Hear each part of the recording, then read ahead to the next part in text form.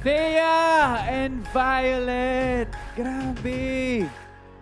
Ang saya lang panoorin kasi sanay ako na magkakasama na tayo sa All Out Sundays, diba? Pero yung mapanood ko ulit kayo dito sa Clash Arena, ikaw, Thea, nakita ko talaga yung relationship niyo sa stage. Naisip ko talaga na mag-ate kayo.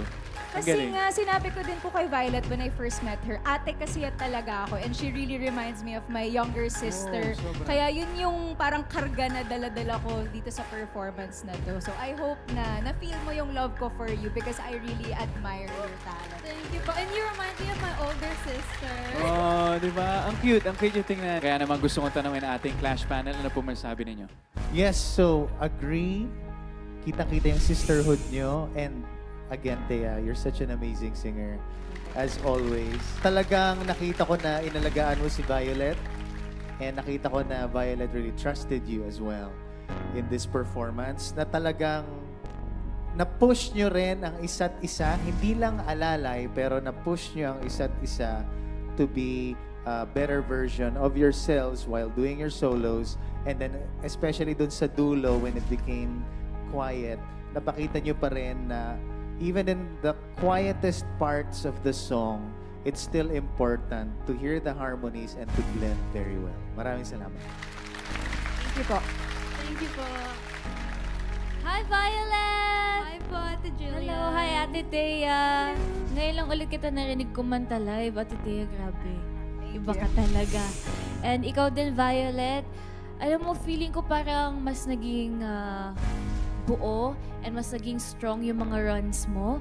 And na-appreciate ko na kahit mas komportable ka na magsalita in English, nung kumakanta ka in Tagalog, yung pag-pronounce mo ng words, klaro siya.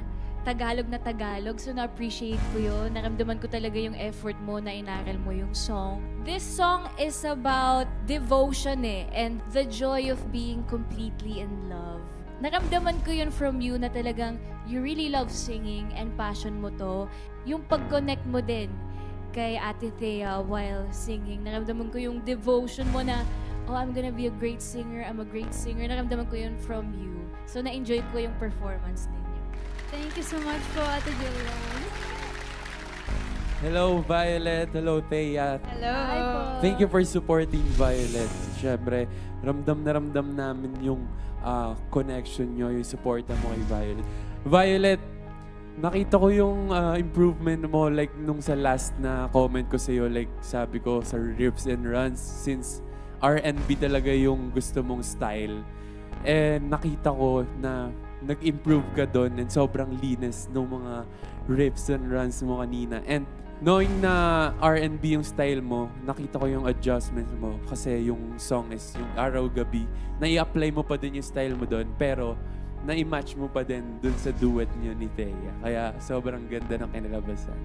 Congratulations! Thank you so much po. Thank you po. Wow. Thank you, Clash panel.